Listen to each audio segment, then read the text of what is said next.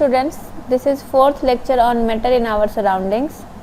इसके पहले हम लोग 3 lecture matter in our surroundings पर देख चुके हैं। आज ये हमारा 4th लेक्चर है मैटर इन आवर सराउंडिंग्स पर। इसके पहले वाले लेक्चर में हमने मैटर के बारे में पढ़ा, मैटर के स्टेट्स के बारे में पढ़ा। मैटर के 3 स्टेट्स होते हैं, solid, liquid, gas.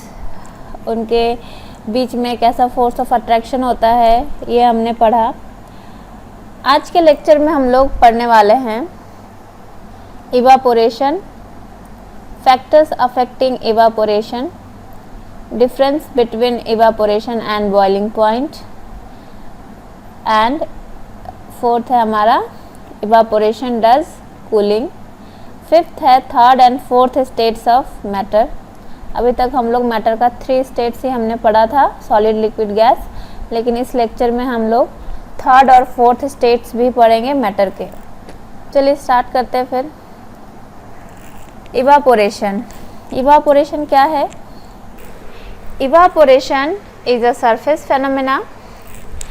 Evaporation is the process of change of a liquid into vapor at any temperature below its boiling point is called evaporation. Evaporation एक surface phenomena है, ठीक है, ये surface पे होने वाला phenomena है। और evaporation वो process है जिसमें liquid vapor में change हो जाता है किसी भी temperature पर, वो भी boiling point के नीचे। वैसे प्रोसेस को हम लोग इवापोरेशन कहते हैं। जैसे फॉर एग्ज़ाम्पल हम लोग देखते हैं कि जब हम लोग कोई पॉन्ड है, ठीक है, गर्मियों के दिन में देखते हैं कि पॉन्ड का पानी जो है वो इवापोरेट होने लगता है ना। इवापोरेट होके धीरे धीरे उसका पानी कम हो जाता है। तो क्या वो बॉयल होता है? नहीं, बॉयल तो नहीं होता है। वो सन की जो लाइट होती है उसके टेम्परेचर से वो इवापोरेट होना स्टार्ट हो जाता है ना। तो इस प्रोसेस को हम लोग कहेंगे इवापोरेशन, जिसमें लिक्विड वेपर में चेंज होता है but below the boiling point, है ना। बॉइलिंग पॉइंट से वो नीचे ही रहता है, तभी वो लिक्विड से वेपर में चेंज हो जाता है। और ये सरफेस पे होने वाला फेनोमेना है। ये जो वाटर का सरफेस है वही ये फेनोमेना होता है, नीचे नहीं होता है, ठीक है। वाटर का जो सरफेस है वहीं पर इवापोरेशन होता रहता है, इसीलिए इसको हम सरफेस फेनोमेना भी कहते हैं। आगे चलते हैं। Effects of evaporation of liquids on surroundings. अब इवापोरेशन के क्या इफ़ेक्ट्स हैं हमारे सराउंडिंग में? जैसे देखिए, पहला है drying of wet clothes is due to evaporation of water. जो हम लोग गीला कपड़ा सुखाते हैं, गीले कपड़े को जब धूप में डाल देते हैं तो वो जो कपड़ा है वो कुछ टाइम के बाद सूख जाता है। अगर समर सीज़न है तो जल्दी सूख जाता है। तो क्या होता है, उस कपड़े में जो पानी है वो धीरे धीरे इवापोरेट हो जाता है। इवापोरेट हो जाने के कारण कपड़े सूख जाते हैं। तो यहाँ पे भी इवापोरेशन होता है। दूसरा एग्जाम्पल है formation of cloud is due to evaporation of water from oceans, river and water bodies. जो हम लोग देखते हैं नदी, कुएं, तालाब, वहाँ पे जो भी पानी होता है समर सीज़न में क्या होता है, इवापोरेट होना स्टार्ट हो जाता है वहाँ का पानी, और धीरे धीरे वो सूखने लगते हैं, पानी कम हो जाता है उस जगह का। और वो पानी कहाँ जाता है फिर? वो पानी जो इवापोरेट हो रहा है उस पॉन्ड से, उस रिवर से, वो कहाँ जाता है इवापोरेट होके? वही इवापोरेशन के बाद तो वो क्लाउड फॉर्मेशन होता है, और फिर बारिश होके फिर से वो बारिश के रूप में नीचे गिरता है पानी, है ना। तो इसमें भी कौन सा प्रोसेस हो रहा है? इवापोरेशन के ज़रिए जो रिवर और वाटर बॉडीज़ है वहाँ से वाटर इवापोरेट हो रहा है। Evaporation causes cooling and thus in the summer desert cooler provides comfort. जो समर सीज़न में हम लोग कूलर यूज़ करते हैं तो कूलर में क्या होता है, पानी भरा जाता है और पानी वो धीरे धीरे इवापोरेट होता है और वो उस इवापोरेशन के कारण वो हमें कूलनेस महसूस होती है। Factors affecting evaporation. अब इवापोरेशन को कौन कौन से फैक्टर अफेक्ट करते हैं? फर्स्ट, सरफेस फेनोमेना, दूसरा है temperature, third wind speed, fourth is humidity. चलिए एक एक करके सबके बारे में हम लोग पढ़ते हैं। पहला है सरफेस एरिया। सरफेस फेनोमेना इसी को कहते हैं। सरफेस फेनोमेना में क्या होता है, जितना बड़ा सरफेस होगा उतना ज़्यादा ही इवापोरेशन होगा। देखिए, the rate of evaporation increase with increase of surface area. जो इवापोरेशन का रेट है वो सरफेस को इंक्रीज करने से इंक्रीज होता है। For example, it is easy and faster to sip tea from a plate rather than a glass. अगर किसी ग्लास में हम लोग टी को लेते हैं तो वो जल्दी ठंडा नहीं होता है, बट अगर हम लोग प्लेट में वही टी को अगर निकाल लें तो वो जल्दी ठंडी हो जाती है और हम लोग जल्दी से पी लेते हैं उस चाय को, है ना। नेक्स्ट है हमारा टेम्परेचर। टेम्परेचर कैसे अफेक्ट करता है इवापोरेशन को, ये देखते हैं हम लोग। The rate of evaporation increase with increase of temperature. जो इवापोरेशन का रेट है वो इंक्रीज करता है जैसे जैसे टेम्परेचर इंक्रीज होता है। मतलब जितना टेम्परेचर हम लोग बढ़ाएंगे इवापोरेशन का रेट भी इंक्रीज होगा, है ना। For example, in summer water evaporates faster and thus clothes dry in a lesser time to winter. हम लोग देखते हैं ना, समर सीजन में जब हम लोग कपड़े, जो भीगे कपड़े हैं उसको बाहर जब डालते हैं सूखने के लिए तो समर सीजन में तुरंत सूख जाते हैं। बट वही अगर हम लोग विंटर सीजन में डालते हैं या फिर रेनी सीजन में जब थोड़ा धूप कम निकलती है तब उन कपड़ों को सूखने में बहुत टाइम लगता है ना। जैसे जैसे टेम्परेचर इंक्रीज़ करते हैं रेट ऑफ इवापोरेशन भी इंक्रीज़ होता है। ठीक है, आगे चलते हैं। थर्ड हमारा फैक्टर है विंड स्पीड। अब विंड स्पीड कैसे इवापोरेशन को अफेक्ट करता है? The rate of evaporation increases with increase of wind speed. जो इवापोरेशन का रेट है वो इंक्रीज करता है जब विंड स्पीड इंक्रीज होती है, यानी कि जब हवा तेज चलती है तो इवापोरेशन भी तेज होता है जल्दी होता है। For example, clothes dry faster in the fast blowing air. जब हम लोग देखते हैं ना, जब हम लोग क्लोथ्स को सुखाना होता है तब जब हवा तेज चल रही होती है तो कपड़े जल्दी सूख जाते हैं, है ना। अगर धूप ना भी रहे, धूप थोड़ी कम भी रहे, लेकिन अगर हवा तेज चल रही होती है तो कपड़े सूख जाते हैं, है ना। तो विंड स्पीड भी रेट ऑफ इवापोरेशन को अफेक्ट करता है। ह्यूमिडिटी। ह्यूमिडिटी मतलब आर्द्रता। किसे कहते हैं ह्यूमिडिटी? जब हम लोग देखते हैं बारिश का टाइम रहता है तो बारिश के टाइम में इन्वायरमेंट है, इन्वायरमेंट में थोड़ी नमी रहती है ना, थोड़ा मॉइस्चर रहता है, तो उसे ही हम लोग कहते हैं ह्यूमिडिटी। हम देखते हैं ह्यूमिडिटी कैसा अफेक्ट करता है इवापोरेशन को। The rate of evaporation increases with decrease in humidity. जब ह्यूमिडिटी डिक्रीज होती है तब रेट ऑफ इवापोरेशन इंक्रीज करता है। देखिए, for example, clothes dry slower in the humid day. जब ह्यूमिड डे होता है, यानी कि जब एटमॉस्फेयर में नमी होती है ना, तब जब हम लोग कपड़ों को बाहर डालते हैं सूखने के लिए तो वो जल्दी नहीं सूखते हैं, है ना। जल्दी क्यों नहीं सूखते हैं? क्योंकि उस समय हवा में एक नमी होती है और नमी के कारण वो जल्दी इवापोरेट, उसका जो रेट ऑफ इवापोरेशन है वो घट जाता है। नेक्स्ट है difference between evaporation and boiling water. अब दोनों में क्या डिफरेंस है इवापोरेशन और बॉइलिंग वाटर में? दोनों ही केस में हम लोग देखते हैं कि जो लिक्विड है वो वेपर में चेंज हो रहा है। तो देखिए दोनों में डिफरेंस हम लोग देखते हैं।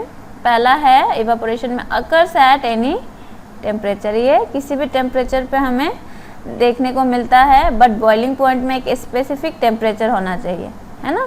जैसे वाटर के केस में हम लोग देखते हैं 100 डिग्री सेंटीग्रेड जब पहुंचता है वाटर का टेम्परेचर, तभी वो लिक्विड से स्टीम में चेंज होता है ना। दूसरा केस है occurs at the surface of the liquid, और जो इवापोरेशन है वो लिक्विड के सरफेस पे ही होता है, पूरे वाटर बॉडी में नहीं होता है ना।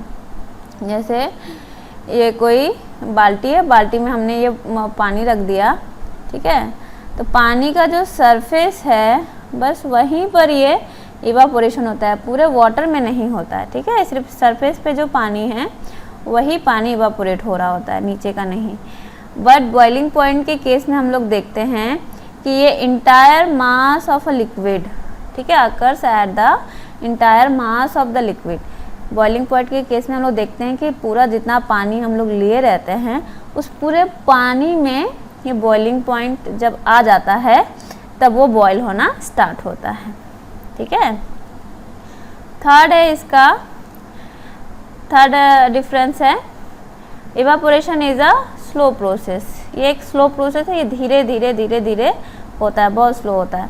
और बॉइलिंग पॉइंट क्या है, एक रैपिड प्रोसेस है, ठीक है। बॉइलिंग पॉइंट रैपिड प्रोसेस है। और फोर्थ इसका डिफरेंस है bubble are not seen. Evaporation जब होता है तो कोई बबल नहीं होता है, ठीक है, लेकिन जब बॉइलिंग पॉइंट आता है, जब बॉयल होना स्टार्ट होता है कोई भी लिक्विड, तो उसमें बबल्स आने लगते हैं, ठीक है। देखते हो ना, जब पानी उबलता है तो कैसे बड़े बड़े बुलबुले आने लगते हैं उसमें। फिफ्थ है इसका, फिफ्थ डिफरेंस है कॉजेज द कूलिंग इफेक्ट। और इवापोरेशन के कारण हमें एक कूलिंग इफेक्ट मिलता है। और बॉइलिंग पॉइंट में क्या होता है, not produce a cool effect, और ये कोई कूलनेस इफेक्ट प्रोड्यूस नहीं करता है, ठीक है। उल्टा तो हाथ ही जलता है इससे। आगे चलते हैं, evaporation cause cooling. In an open vessel, liquid keeps on evaporating. The particles of liquid absorb energy from the surrounding to regain the energy lost during evaporation. This absorption of energy from surrounding make the surrounding cold. क्या होता है, जब liquid evaporate होना start होता है तो liquid कैसे evaporate होना स्टार्ट होगा, जब वो उसको आसपास से कहीं से हीट मिलेगी, हीट एनर्जी मिलेगी, तब तो वो लिक्विड से वेपर में चेंज होगा। हम लोग जानते हैं कि लिक्विड से वेपर में चेंज होने के लिए उसको एक मिनिमम हीट की ज़रूरत है। तो वो हीट उसे कहाँ से मिलती है, उसके आसपास के जगहों से वो हीट गेन करता है, और हीट गेन करने के बाद वो वेपर में चेंज होता है। तो आसपास का जो हीट है उसने तो वो गेन कर लिया, और गेन करके वो अपने लिक्विड स्टेट से वेपर स्टेट में चेंज हो गया। तब आसपास उसकी क्या हो गई, कूलनेस रह गई, है ना, क्योंकि उसने एनर्जी तो एब्जॉर्ब कर लिया, और उसका जो सराउंडिंग है वो अब कैसा हो गया, कोल्ड हो गया, ठीक है। एक एग्जांपल के थ्रू हम लोग समझते हैं। पोर सम एसीटोन नेल पॉलिश रिमूवर और on your palm, the particles gain energy from your palm or surroundings and evaporate causing the palm to feel cold. जैसे हम लोग हथेली पे कभी कोई एसीटोन रखते हैं, एसीटोन या फिर नेल रिमूवर, ठीक है, या स्प्रिट्स अगर हम लोग हाथ पे रखते हैं तो थोड़ी देर बाद क्या देखते हैं हम लोग कि वो इवापोरेट हो जाता है ना, लिक्विड से वेपर में चेंज हो जाता है। तो कैसे वेपर में चेंज हो जाता है, वो सराउंडिंग से हीट गेन करता है, या हमारे हाथों में जो हथेलियों में जो हीट था उसको वो लेता है, और उसके बाद फिर वो वेपर में चेंज हो जाता है। तो वेपर में चेंज होने के लिए उसने आसपास से हीट ली, तो आसपास का हीट तो अब ख़त्म हो गया, तो इसलिए हमें और हमारे हाथों में जो हीट है वो हीट उसने ली, तो हमें हाथों को उस समय ठंडक मिलती है ना। गौर किया होगा आपने कि जैसे ही एसीटोन हाथों से उड़ जाता है, हमें उस जगह एक ठंडक महसूस होती है ना। तो ये किसके कारण होता है? इवापोरेशन के कारण होता है। सेकेंड एग्जाम्पल है, hot sunny day people sprinkle water on the open ground, the large latent heat of vaporisation of water helps to cool the hot surface. हम लोग समर सीजन में देखते हैं ना कि लोग जो हैं अपने बाहर का जो एरिया है वहाँ पे पानी छिड़कते हैं या फिर घर के फर्श को धोते हैं कि थोड़ा ठंडा हो जाए, है ना। तो वैसा करने से कैसे ठंडा हो जाता है? तो वहाँ जो सरफेस पे हम लोग पानी डालते हैं वो क्या करता है कि जो भी अर्थ जो गर्म है वहाँ से वो हीट को गेन करता है ना। अर्थ के हीट को गेन करता है, तब वो वेपराइज होता है गैस में या वेपर में, है ना। तो वो हीट उसने क्या किया, ले लिया और उस हीट से वो वेपर में चेंज हो गया। तो वहाँ की जो हीट है वो कम हो गई, है ना। कम होने के कारण फिर वहाँ पे हमें कूलनेस महसूस होती है, ठीक है। वो जो सरफेस है वो कूल हो जाता है। चलिए एक और एग्जांपल के थ्रू इसको समझते हैं। Water droplets on the outer surface of a glass containing ice, cold water, water vapor present in air on a coming contact with cold glass of water loses energy and get converted to liquid state। जो इस example में दिया है, जैसे हम लोग किसी glass में, ठीक है, किसी ग्लास में अगर आइस रखते हैं या फिर बहुत ठंडा पानी रखते हैं, आइस कोल्ड वाटर रखते हैं, ठीक है। तो क्या होता है, हम लोग देखते हैं कि ग्लास के सरफेस पे ऐसे वाटर ड्रॉपलेट्स आ गई, ठीक है। तो ये कहाँ से आती है? ये आती है जो हमारे सराउंडिंग्स में वाटर वेपर मौजूद रहता है, जो सराउंडिंग्स में वाटर वेपर मौजूद रहता है, वो क्या होता है कि ये जो ग्लास है ये हीट एब्जॉर्ब करता है ना। सराउंडिंग से ये हीट एब्जॉर्ब करना स्टार्ट करता है। तो जो ये वाटर के वेपर्स हैं उनसे ये हीट ले लेता है। तो जब ये हीट ले लेता है तब ये कंडेंस हो जाती हैं और ये वाटर वेपर से वाटर में चेंज हो जाती हैं, ठीक है। इसीलिए हम लोग जब भी ग्लास में या बॉटल में आइस रखते हैं या आइस कोल्ड वाटर रखते हैं तो थोड़े टाइम के बाद देखते हैं कि ग्लास या बॉटल का जो सरफेस है उसके चारों तरफ पानी की बूंदें आ जाती हैं, ठीक है। तो ये किसके कारण होता है? इवापोरेशन के कारण होता है। फोर्थ है हमारा एग्जाम्पल, अर्थन पॉट या फिर मटका, है ना। गर्मियों के दिनों में लोग मटके में पानी रखते हैं ना, पहले लोग रखते थे, अब तो फ्रिज में रखते हैं। लेकिन जो अर्दन पॉट है यानी मटका है, उसमें जब पानी हम लोग रखते हैं गर्मियों के सीज़न में तो उसका पानी ठंडा हो जाता है। तो कैसे ठंडा हो जाता है वो? Become cool during summer. जो मटका होता है मिट्टी का, उस मटके में बहुत सारे छोटे छोटे छेद होते हैं, वो है ना। और वो छेद से क्या होता है, जो इसमें हमने पानी रखा है, जो वो पानी है वो इससे इस छेद से बाहर आता है, ठीक है। और बाहर आने से क्या करता है, ये सराउंडिंग्स से हीट, जो आसपास वाला इसका एरिया है वहाँ से हीट ये गेन करता है, ठीक है। और हीट गेन करके वाटर से वेपर में चेंज होता है। तो इसका जो आसपास वाला एरिया है वो क्या हो जाता है? कूल हो जाता है, ठीक है। तो इसलिए इसका जो अंदर का पानी है वो भी ठंडा हो जाता है, ठीक है। फिफ्थ एग्जाम्पल है, due to sweat human body feel cool. और एक एग्जाम्पल ये है कि जब हमें पसीना होता है, ठीक है, तब क्या होता है, हमें एक कूलनेस महसूस होती है। वो कैसे होता है? वैसे हमारे बॉडी में भी छोटे छोटे छेद हैं, उनसे हमारा वाटर निकलता है, यानी स्वेट के रूप में, पसीने के रूप में। पसीना जो है हमारा वो हमारी बॉडी से हीट लेके किस में चेंज हो जाता है? वेपर में चेंज हो जाता है। और वेपर में चेंज हो जाने के कारण वहाँ जो एरिया है, जिस एरिया में वो स्वेट निकल रहा है, उस एरिया में हमें ठंडक मिलती है, क्योंकि वहाँ का जो हीट है वो उसने यूज़ कर लिया। नेक्स्ट है स्टेट्स ऑफ मैटर। अभी तक हमने 3 स्टेट्स के बारे में पढ़ा था मैटर के, पहला सॉलिड, दूसरा लिक्विड, तीसरा गैस। अब हम लोग पढ़ेंगे मैटर का 4th स्टेट प्लाज्मा और 5th स्टेट बोस-आइंस्टाइन कंडेंसेट। ठीक है, इसे हम लोग BEC भी कहते हैं। ठीक है, आइए चलते हम लोग प्लाज्मा और बोस-आइंस्टाइन कंडेंसेट के बारे में पढ़ते हैं। देखिए, प्लाज्मा जो है वो मैटर का 4th स्टेट है।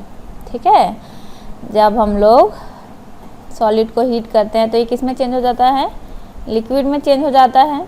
फिर लिक्विड को हीट करते हैं तो ये गैसेस में चेंज हो जाता है ना। और जब गैसेस को भी हीट करते हैं तब ये किस में चेंज हो जाता है, प्लाज्मा में चेंज हो जाता है। ठीक है, तो plasma is the state consist of super energetic and super excited particles. ये एक सुपर एनर्जेटिक और सुपर एक्साइटेड पार्टिकल्स हैं, यानी इसके जो पार्टिकल्स हैं वो बहुत ज़्यादा एक्साइटेड स्टेट में रहते हैं, यानी कि बहुत ज़्यादा वो आपस में इधर उधर बहुत स्पीड से ये घूमते रहते हैं। ठीक है, एक जगह नहीं रहते। इसके जो पार्टिकल्स हैं, जैसे ये पार्टिकल्स हैं, ठीक है, ये पार्टिकल्स कभी भी स्थिर नहीं रहते, बहुत स्पीड से वो बहुत ज़्यादा एनर्जेटिक होने के कारण वो बहुत ज़्यादा जल्दी मूव करते रहते हैं। ठीक है, बहुत स्पीड से मूव करते हैं। This particles are in the form of ionised gases. और ये जो प्लाज्मा के पार्टिकल्स होते हैं वो गैसेस के ही आयोनाइज्ड फॉर्म में रहते हैं। प्लाज्मा जो है, अगर हीलियम गैस है उसमें, तो उसमें हीलियम का आयंस रहेगा। ठीक है, जैसे देखिए यहाँ देखिए एक प्लाज्मा है। ठीक है, अंदर जो है इसके पार्टिकल्स इतना स्पीडली मूवमेंट कर रहे हैं और आपस में इतना ज़्यादा जल्दी टकरा रहे हैं कि उसके टकराने के कारण ही लाइट बाहर आ रही है। ठीक है, देखिए for example the sun and star glow because of the presence of plasma in them. जो सन है और जो बाकी स्टार हैं वो ग्लो क्यों करते हैं, क्योंकि उनके अंदर प्लाज्मा प्रेजेंट रहता है। प्लाज्मा कहने का मतलब गैसेस एक्साइटेड स्टेट में रहती हैं, यानी बहुत ज़्यादा वो मूवमेंट करती है, बहुत फास्टली मूवमेंट करती हैं। ठीक है, और उनके मूवमेंट के कारण आपस में वो टकराते हैं और टकराने से ही लाइट निकलता है। ठीक है, उसी के कारण हमें सन और स्टार जो है वो ग्लो करते हुए दिखते हैं। Plasma is created in stars because of very high temperature. और वहाँ पे जो टेम्परेचर होता है वो बहुत हाई होता है। बहुत हाई टेम्परेचर होने के कारण जो उसके पार्टिकल्स है बहुत ज़्यादा स्पीडली मूव करते हैं और उससे लाइट निकलती है। ठीक है, दूसरा एग्जांपल है fluorescent tube and neon bulbs. जो नियॉन बल्ब्स और फ्लोरोसेंट ट्यूब है उसमें भी प्लाज्मा होता है। वो कैसे काम करता है, जैसे नियॉन बल्ब है, नियॉन बल्ब के अंदर नियॉन गैस भरी हुई होगी, तो नियॉन गैस जो है वो आयोनाइज्ड रूप में रहती है, यानी कि नियॉन के आयंस उसमें प्रेजेंट रहते हैं, है ना। और नियॉन के आयंस जैसे इलेक्ट्रिसिटी प्रोड्यूस की जाती है, हम लोग इलेक्ट्रिक को ऑन करते हैं तो वो बहुत ज़्यादा एक्साइटेड स्टेट में आ जाते हैं, यानी कि बहुत जल्दी मूवमेंट करने लगते हैं, आपस में टकराने लगते हैं और उससे लाइट निकलती है। ठीक है, और उसी से रोशनी होती है। फ्लोरोसेंट ट्यूब में भी वही होता है, उसमें हीलियम गैस पाई जाती है और हीलियम गैस भी आयोनाइज्ड रूप में रहती है। और जैसे हम लोग इलेक्ट्रिसिटी ऑन करते हैं वो एक्साइटेड मोड में आ जाती है और बहुत ज़्यादा मूवमेंट करने लगती है, आपस में टकराते हैं और उससे लाइट निकलती है। उसे ही हम लोग प्लाज्मा स्टेट कहते हैं। आगे चलते हैं, बोस-आइंस्टाइन कंडेंसेट यानी कि BEC। अब ये आया कहाँ से है ये नेम, देखिए 1920 इंडियन फिजिसिस्ट सत्येंद्र नाथ बोस, जो सत्येंद्र नाथ बोस हैं, इन्होंने कुछ कैलकुलेशन किया था 5th स्टेट ऑफ मैटर पे। और उसके बाद उन्हीं कैलकुलेशन के आधार पर अल्बर्ट आइंस्टाइन ने प्रिडिक्ट किया था एक नया स्टेट मैटर का, ठीक है, उन्हीं कैलकुलेशन के बेसिस पर। इसीलिए इस स्टेट का नाम पड़ा, और इस स्टेट को खोजा किसने? अल्बर्ट आइंस्टीन ने, उसी कैलकुलेशन के बेस पर। इसीलिए इस स्टेट का नाम पड़ा बोस आइंस्टीन कंडेंसेट मैटर का 5th स्टेट। इसी पे ये जो 3 लोग हैं, Eric Cornwell, Wolfgang catarrhal, Karl ई वीमेन, ये यूएस के हैं साइंटिस्ट। इन्होंने 2001 पर इसी पर रिसर्च किया था, बीईसी पर, और उनको इस फील्ड में नोबेल प्राइज़ मिला, ठीक है।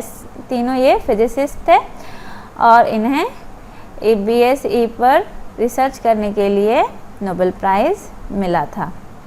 अब बीईसी होता क्या है? Base is formed by cooling a gas of extremely low density, about 100,000th the density of normal air, to super low temperatures. BEC कब बनता है? जब हम लोग गैस को कूल करते हैं एकदम लो डेंसिटी पे, बहुत लो डेंसिटी पे, ठीक है। वो 100,000th उसका जो टेम्परेचर है उसको हम लोग इतना कम कर देते हैं, तब जाके हमें बीईसी यानी कि बोस आइंस्टीन कंडेंसेट वाला जो स्टेट है वो मिलता है, ठीक है। अभी इस पे अभी रिसर्च जारी है। आज हमारा फर्स्ट चैप्टर ख़त्म होता है यहीं पर। आई होप आपको ये लेक्चर समझ आया होगा। अगर समझ आया है ये लेक्चर तो प्लीज़ हमारे इस वीडियो को लाइक करें, हमारे चैनल को सब्सक्राइब करें, and thank you for watching.